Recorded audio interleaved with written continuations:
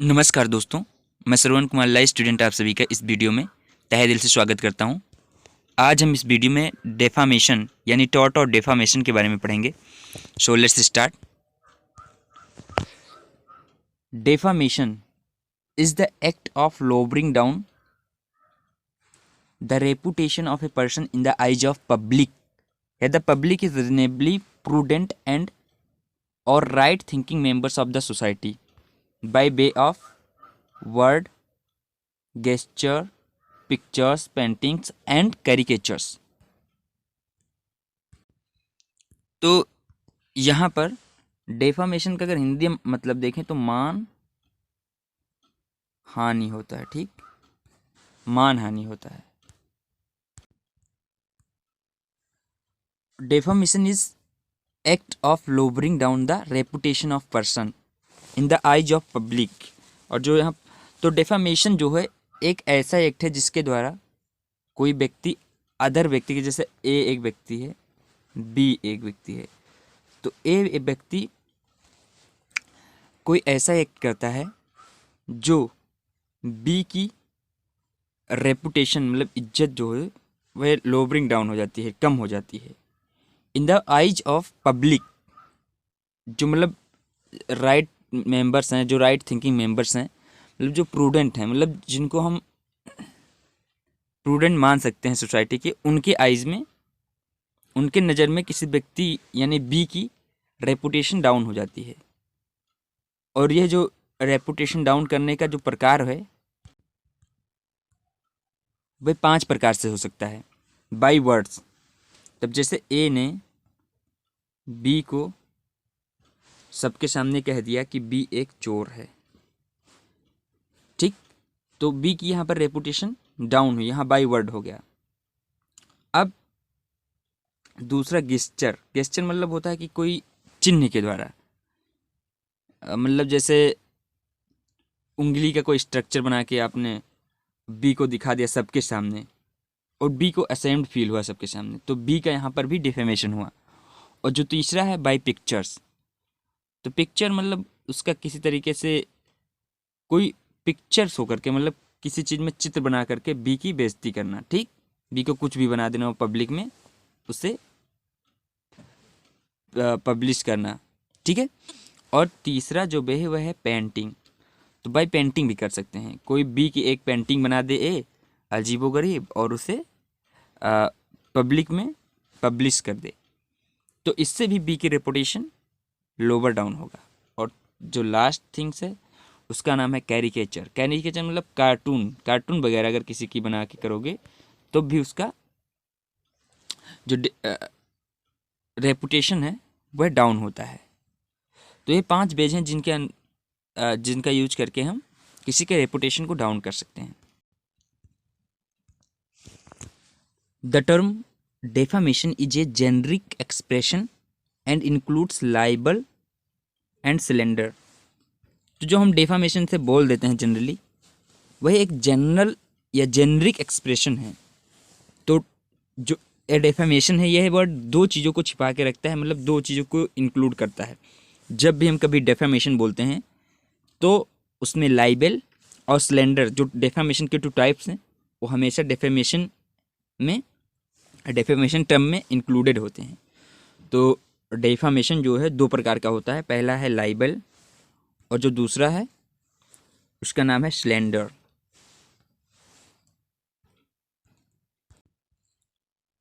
तो चलिए सबसे पहले देखते हैं कि लाइबल क्या होता है। तो libel is a defamatory statement made in some permanent and visible form. Example, writing, picture, printing, statute. तो मतलब जो लाइबल है वह एक परमानेंट फॉर्म होता है किसी की बेइज्जती करना, मतलब किसी के बारे में गलत किसी चीज़ पे लिख देना तो एक परमानेंट फॉर्म हो गया ना। और किसी का पिक्चर बना देना अजीबो गरीब तरीके से, तो भी एक परमानेंट फॉर्म ऑफ डेफामेशन हो गया। किसी के बारे में उल्टा सीधा पब्लिश कर देना, then it is also a permanent form of defamation.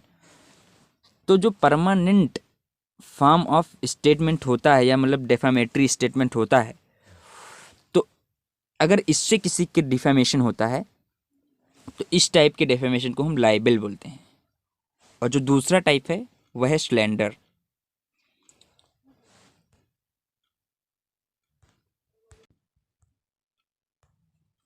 तो a slander is a defamatory statement made by spoken words tending to injure the reputation of another.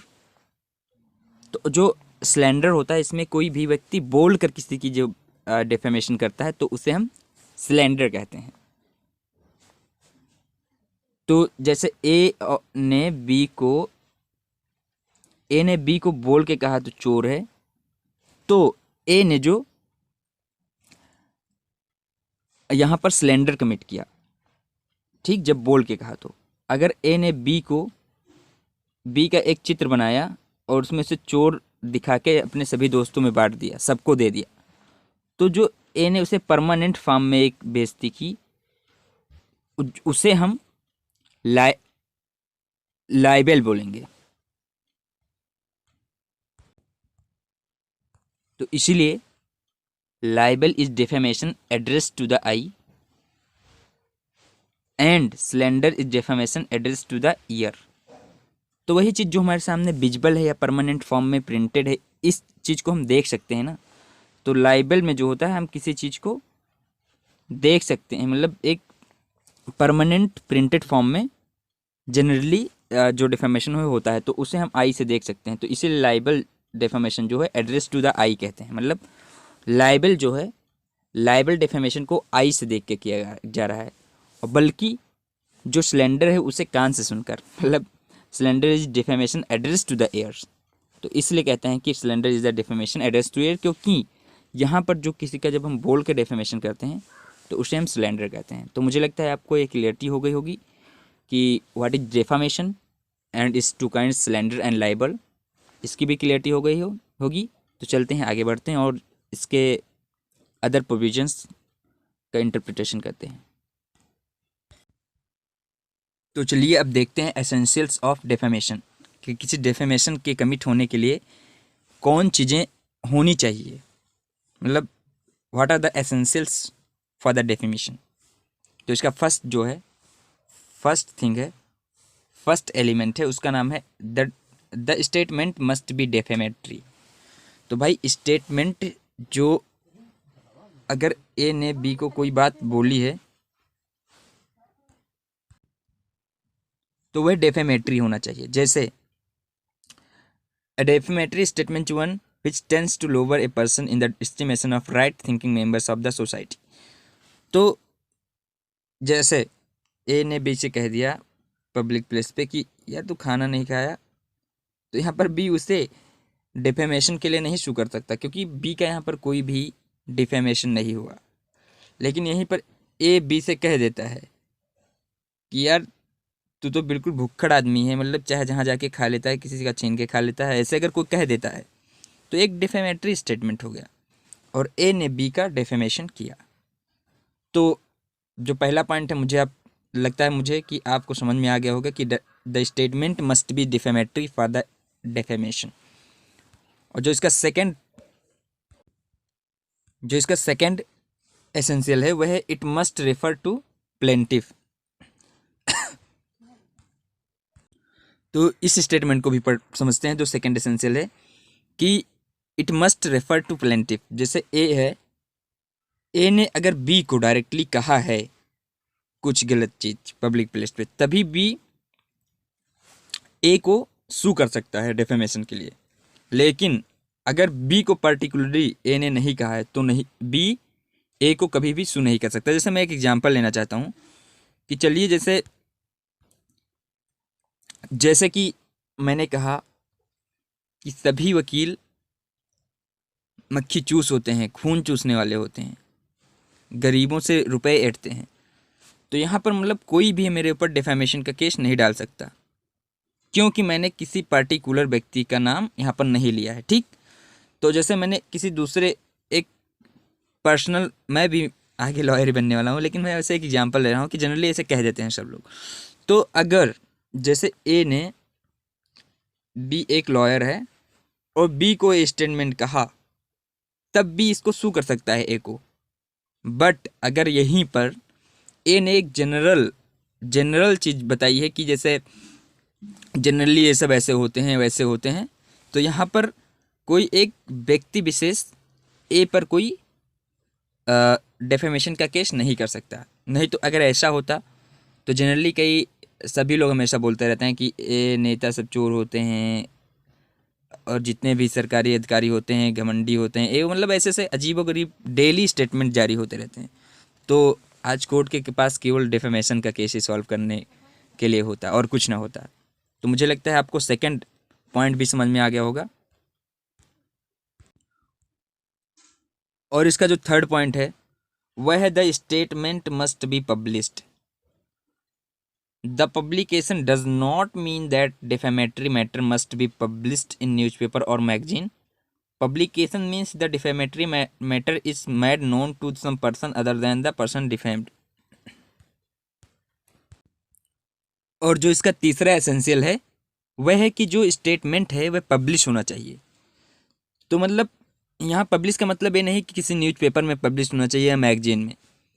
मतलब कि जैसे ए ने बी को कोई स्टेटमेंट बोला तो ये पब्लिश होना चाहिए। इसका मतलब ये नहीं है कि ए अगर कोई स्टेटमेंट ले जाके मैगजीन में पब्लिश कराए या कहीं न्यूज़पेपर में पब्लिश कराए।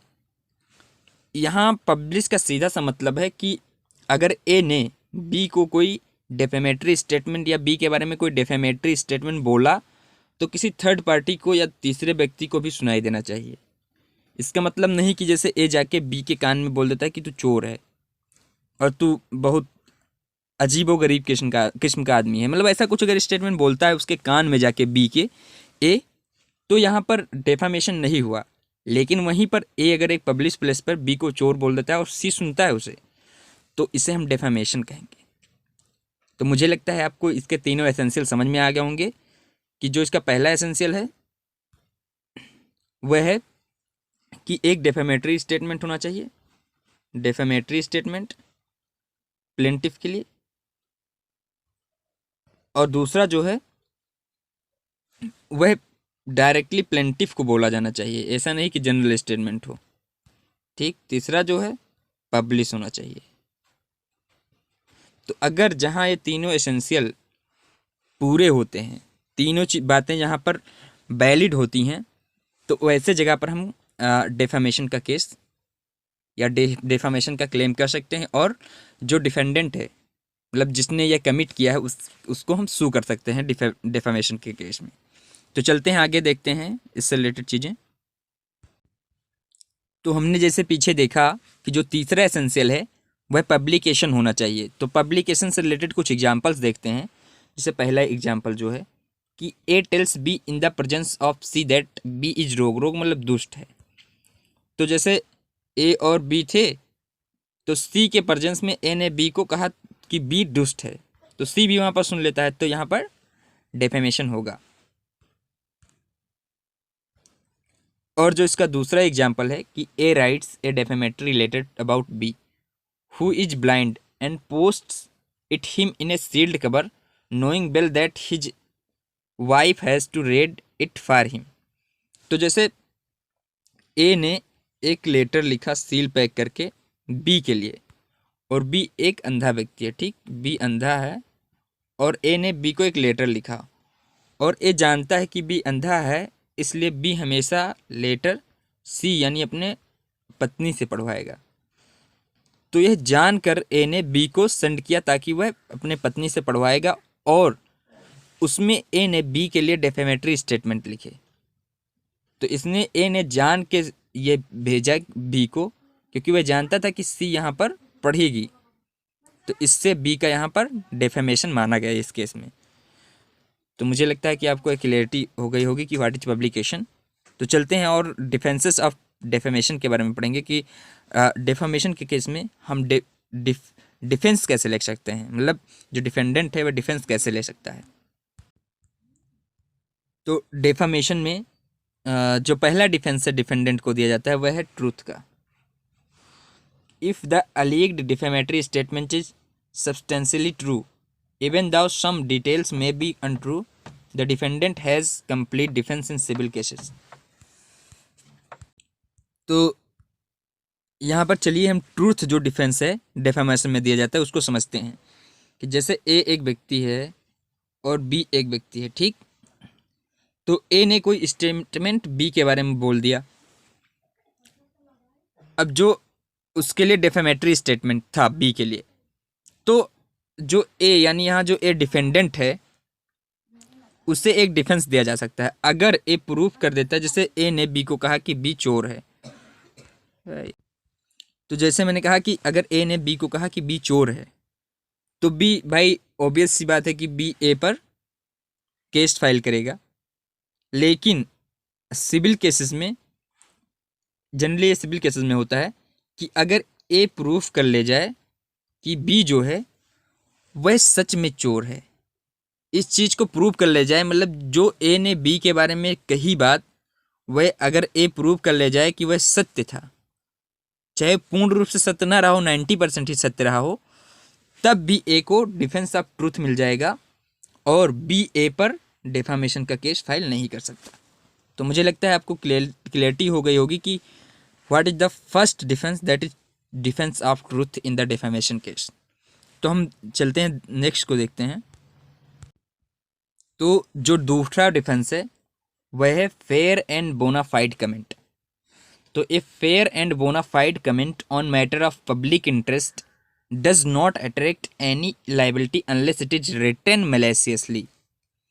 तो मैं एक एग्जांपल लेता हूँ कि एक व्यक्ति था, एक पर्सन था, उसने एक लीडर नेता को कहा कि नेता भ्रष्टाचारी है। तो पी जो एक मतलब पर्सन था उसने एक लीडर को, नेता को कहा कि नेता भ्रष्टाचारी है।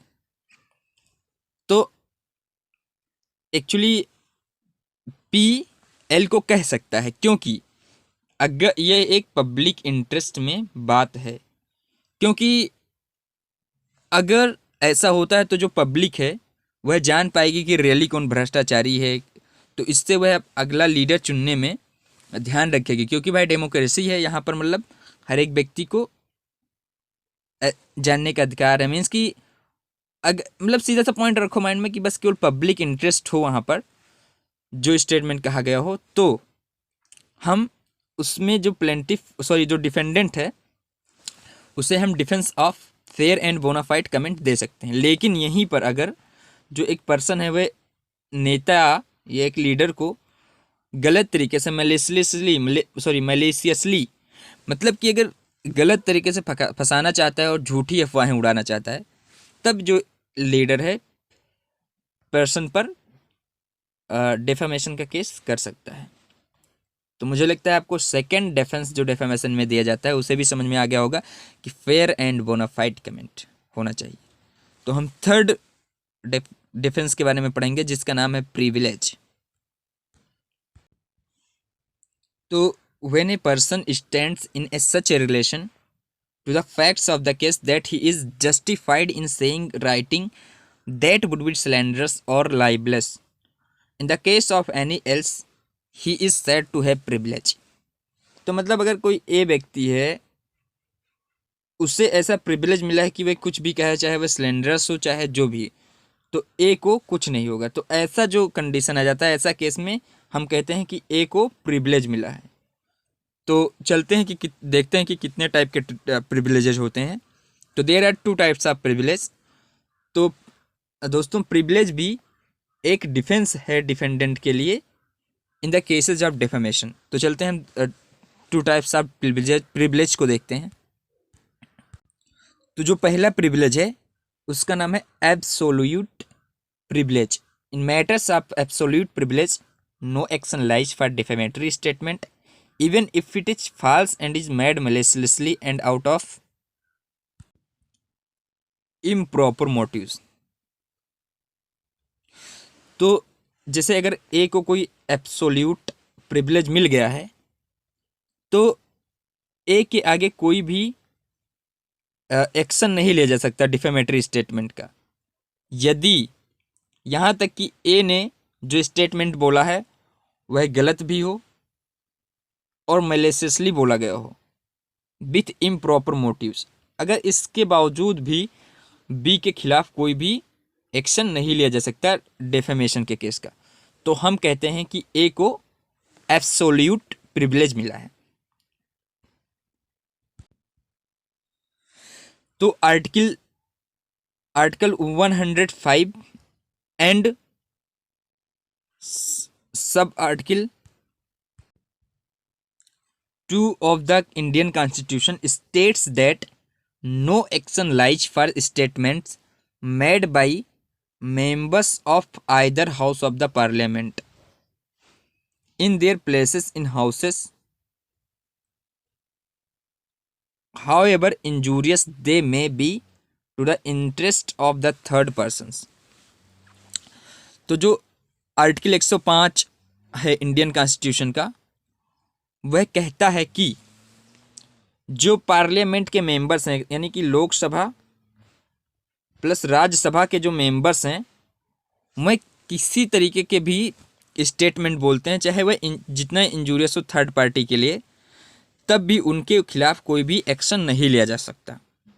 ठीक, तो यह एक एग्जाम्पल है एब्सोल्यूट प्रिविलेज का। तो हमारे मेंबर्स ऑफ पार्लियामेंट यानी लोकसभा और राज्यसभा के मेंबर्स को इंडियन कॉन्स्टिट्यूशन